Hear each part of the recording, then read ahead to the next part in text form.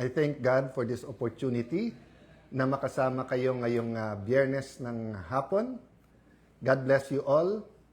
Sa ating pong mga kababayan, aking Facebook friends and family sa Luzon, Visayas at Mindanao. At dumadami po tayo sa ating pong mga mahal na mga OFWs all over the world po. Mga nasa Middle East, nasa Europe, nasa Asia, mga nasa Africa. Sabihin mo kung saan may opportunity, nandyan ang Pilipino. At pag nandyan ang Pilipino, kitang-kita yung Philippine excellence. I praise God for you, ating mga OFWs who keeps our economy alive, especially during hard times. No? Hard or good times, maganda takbo ng ekonomiya, very problematic economic crisis, nandiyan kayo. But definitely, pagka nandyan yung crisis, yung remittances nyo, yung pagmamahal nyo sa inyong mga kamag-anak, yung pagsisikap nyo, kahit yung iba may gera na dun sa lugar nila, ayaw pa rin talaga umuwi. Just to be able to help the family and the country. So, magandang hapon po sa inyong lahat. Monday po, SONA, State of the Nation Address. I've heard na from a few people, isang kaibigan na congressman, Congressman Erice, sabi, nagkukwentuhan kami, sana.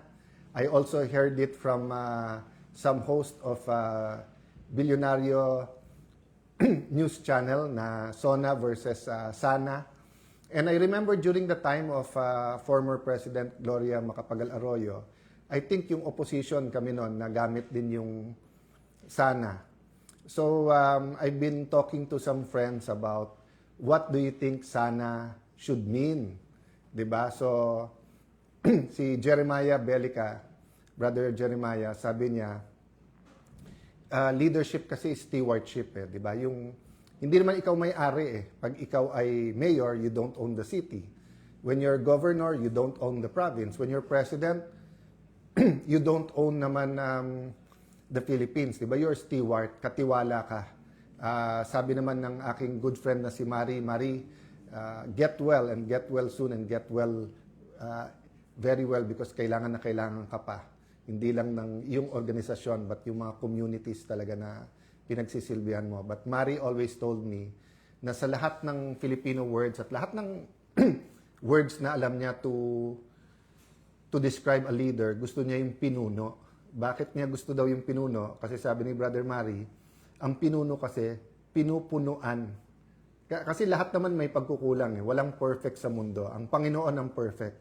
Pero ang tao, despite us being made from the image and from the nature of God, we are imperfect. So, katulad ngayon, pasensya na po kayo, may pesting ahem. I really enjoy kasi my coffee. And sometimes I shouldn't have too much. Pero yun yung enjoyment ko. Hindi ako pwedeng mag-enjoyment masyado ng pagkain kasi mabilis din akong lumaki. And katulad nito, it's been a very busy 2 weeks. So, napakahirap ng isabay yung research, pag-aaral, meetings, impeachment, debate sa ilan natin mga kasamahan, and debate with my own lawyers about issues sa subpoena, issues sa NBI, of course, yung investigation dyan sa Southeast Asian Games. So, balancing act, but yun nga, yung konti kong joys in life is a nice cup of coffee. So, dapat isa lang, anong oras na ba? Before 5. So, kaya lang nga, medyo napasarap and I wanted to try a different flavor. So, pasensya na kayo kung may konting pesting ahem. So, going back, sabi ni Brother Jeremiah, stewarding national aspirations. Diba? Or stewarding a nation's aspiration. Diba? So, nasabi ko naman sa kanya, stewarding a national agenda. So, yung national agenda, yung may plano ka na. 'di ba? And when you say national agenda, hindi to Pinklawan agenda, hindi to DDS agenda, hindi to Marcos loyalist agenda, hindi to hard left, hard right, hindi to religious agenda. A national agenda means nag-a-agree tayo as a nation, yun ang agenda. Nation's aspiration is easier. Tama yung sinabi ni Jeremiah Bellica. For example kasi, di ba? Halimbawa, pag sinabi nating national agenda, sinabi natin, sobrang mahal ng kuryente ngayon. Ulitin ko at alam kong feel nyo to. Sobrang mahal ng kuryente ngayon. Okay, pag sinabi mo yon, so halimbawa, sabi natin national agenda, more efficient pero cheaper electricity at sabihin ng iba, ang pinakamura ngayon sa available na technology, mag-nuclear tayo. Some people will not agree. So, that's why mahirap magkaroon ng consensus sa national agenda na, o kaya sabi nila, sir, ang pinaka-efficient, cost-wise, nuclear, ang pinakamura, coal. Pero ang problema sa coal, yung environment. So, katulad ko na madaling mapesting ahem kasi nga allergy, hika, acid, nung bata ako, napakalinis pa ng air sa Metro Manila. Believe it or not, sabi ng dad ko, nagsiswimming pa sila sa Pasig River nung bata sila. Yan, yung mga taga-Pasig, mga taga-Pateros, some parts of Taguig, dyan sa Pasig River, no? But because of pollution, umiba na. Ganon din, yung hangin natin sa buong Metro Manila. So ngayon kahit sabihin mong good or stable conditions, relative pa rin yan kasi medyo as of today's standard or what's safe for human. But dati, nung marami pang puno, less cars, less diesel engines, less coal plants, di ba? Pero pag sinabi mo kasing national aspiration, for example, sinabi mong a safe and comfortable life.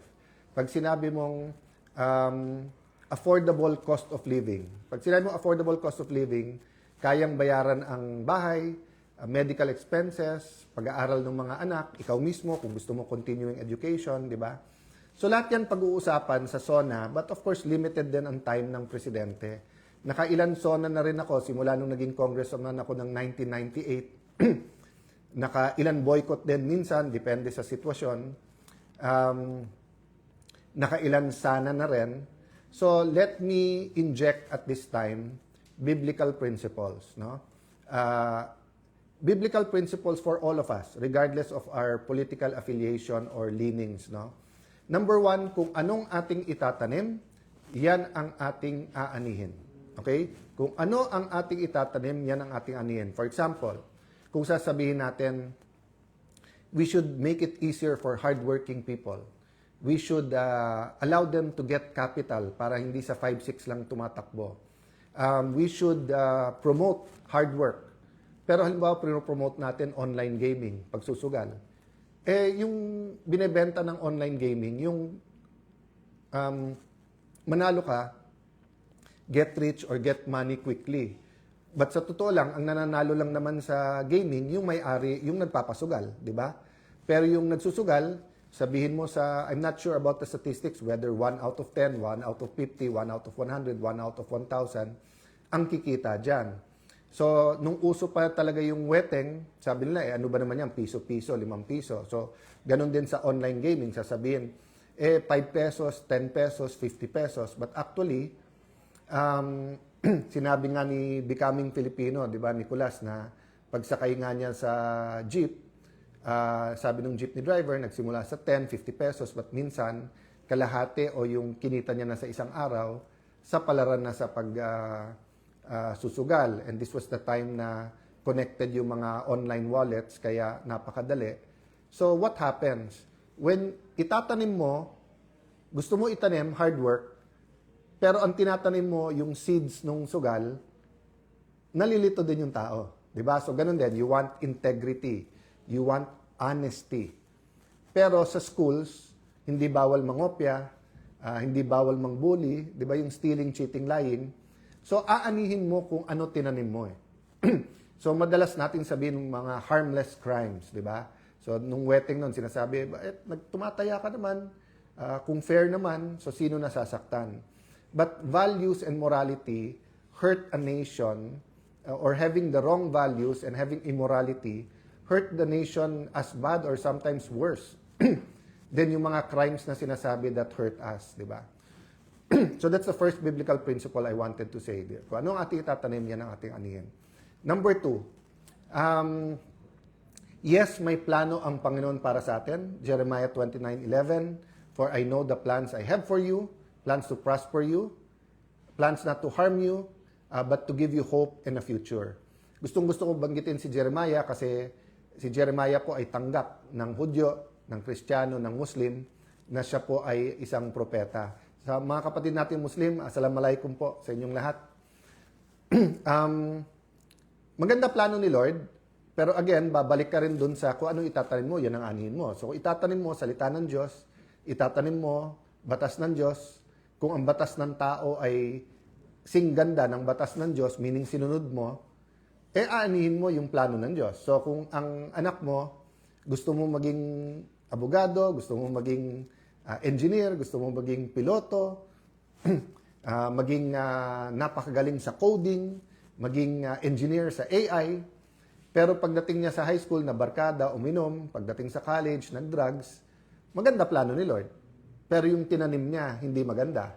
And of course, once na addicted ka na, you can't help yourself na, di ba? That's why we have to, whether sugal yan, whether drugs, whether kahit anong bisyo, we have to be very careful na hindi maging addicted ang ating mga kapamilya, ang ating community, no?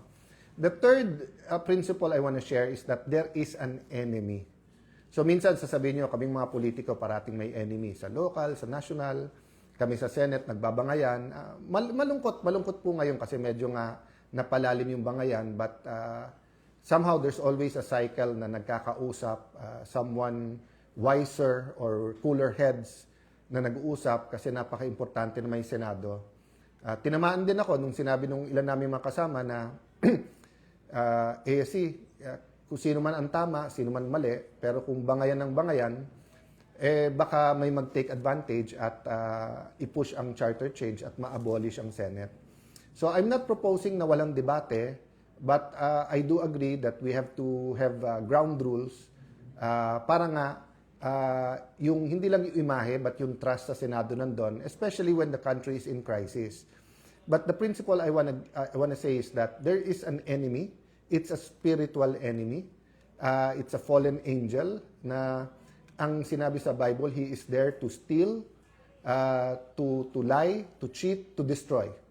So I think steal, kill, and destroy yung nasa verse, di ba? But we also know that cheating, di ba, is deception, di ba? Mga tools ng demonyo yon. So, hindi tama na sabihin yung kadebate o kalaban natin ay demonyo. So, kung ikaw ay nasa kaliwa, hindi tama sabihin na demonyo yung kanan. Ikaw nasa kanan, hindi tama sabihin demonyo yung kaliwa. But, just as there are heavenly influences, di ba? There are demonic influences. Ibig sabihin, ginagamit ng demonyo yung kanyang ideas para nga we will steal, cheat, and destroy or kill, di ba? Or lying, cheating, and stealing, di ba? Kasi hindi naman lahat pumapatay, di ba? Pero ang pagnanakaw, nakakapatay din. So, although hindi mo direkto, that's why, regardless on what side we are, di ba? Meron talagang bawat grupo, meron talagang anti-corruption stand. Ang hindi lang magkasundo, kung paano i-implement to. So, if we look at all of that, we should be able to come up with national aspiration. Pero kahit na meron tayong aspiration, ibig sabihin meron po tayong pangarap, may panaginip tayo bilang Pilipino. Kung wala to sa plano, medyo cliche na po to, cliche na hindi na natin matandaan sino nagsabi. I'm sure kung i-google natin lalabas. But sabi nila, those who fail to plan to fail. Ulitin ko ano to, cliche na. So, ginamit to ng maraming tao na that those who fail to plan to fail. So, kung sinabi ni Lord, may plano ako para sa inyo, He gives us knowledge, He gives us understanding, He gives us wisdom, He gives us talents, He gives us resources. Ang Pilipinas po, number one resource, siyempre, ang Pilipino. Having said that, karagatan natin, bundok natin, farmlands natin, gold, silver, nickel, oil, natural gas, meron ang Pilipinas, di ba? Hina-harness pa lang natin. But what do we do with it? Do we plan? Or pumapayag ba tayo that the devil allows that stealing, cheating, killing, destroying happens to us, di ba? Killing dreams, for example, di ba? So, I want you to post kung may suggestions kayo na dapat pag-usapan natin sa kontrasona. Because trabaho ng minority leader sa Senado na magbigay ng the day after or at least the week after, I think nagkasundo kami sa Senate na Tuesday, anyone sa opposition, not necessarily minority kasi multi-party system tayo, so sometimes nasa majority ka pero opposition ka, ay pwede magbigay ng kontrasona. But I want to crowdsource it. Napakarami nyo na rin po na bahagi ng aking Facebook page. Anong mga dapat natin pag-usapan sa kontrasona?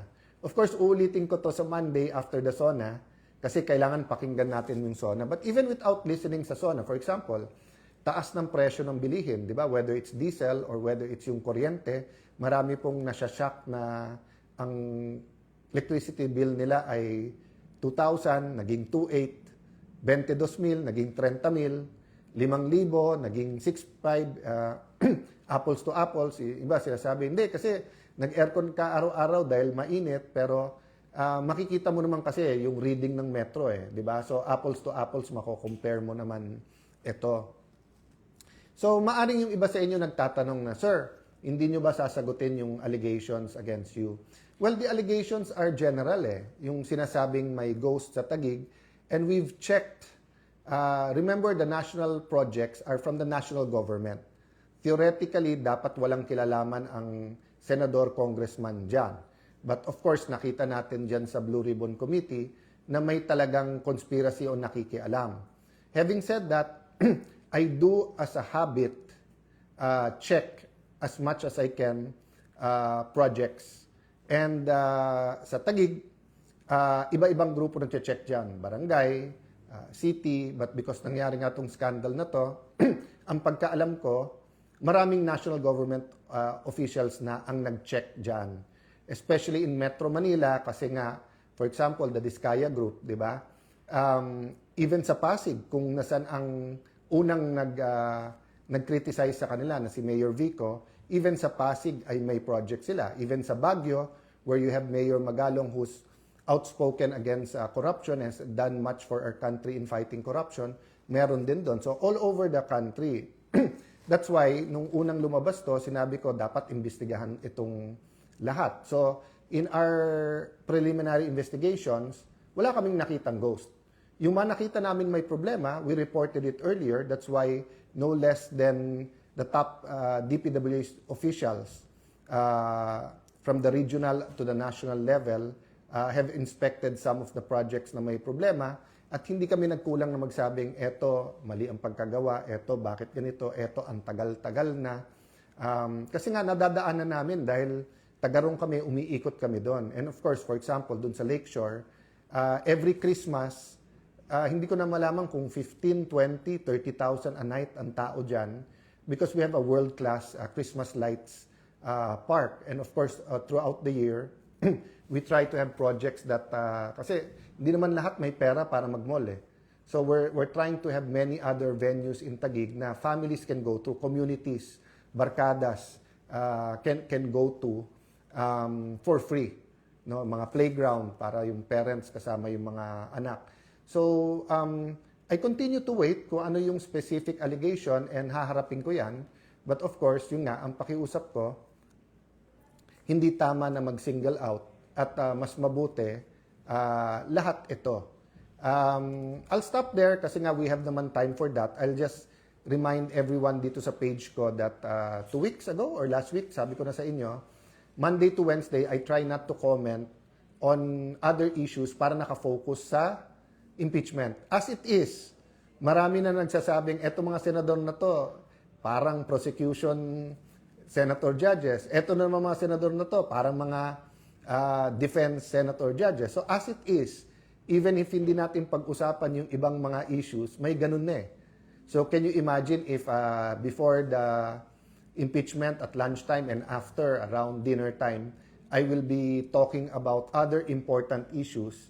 Maghahalo-halo eh. That's why I try to talk about it during the weekend. But marami din nagsasabi na, Kuya Alan, principles, Kuya Alan, daily living, Kuya Alan, minsan nag-enjoy kami sa upakan, but nag-enjoy din kami ng yung substantive. So for example, maraming sir, support naman kami sa anti-corruption. At sana magtulong-tulong na lang kayo sa anti-corruption. Some mean it directly, some are sarcastic, yung magtulong-tulong. But ang point, marami pa rin nagre-reach out na, Sir, walang pan-tuition. Sir, 3 na yung tumulong sa amin sa medical assistance pero kulang pa rin. Sir, ang taas ng presyo ng kuryente at totoo ba na ang pagkain tataas pa? And then you have the businessmen and women, no? So, for example, restaurant owners, I've been talking to them. Minsan managers, sabi, sir, on the average, 20-30% ang hinina. I talked to a friend who's an artist at kunikwento din niya na panay may kaya naman yung kanyang kliyente, pero nakikita niya pagka yung sentiment, whether actually humihina negosyo or may sentiment lang na slowing down yung economy, slowing din daw sila pang gastos ng hindi mga essential. So, for example, sa kuryente, I know the DOE, I know the President, I know the Uplift Group is doing something about it, but it might be time for a EDCOM type of we have a PowerCom, but this is House and Senate. Hindi po ito with the private sector and with ERC and with everyone, no? Whether it's a weekend conference or it's a ad hoc committee that will meet for the next 6 months, hindi po sustainable na may mga area na brownout ng brownout, may mga area naman na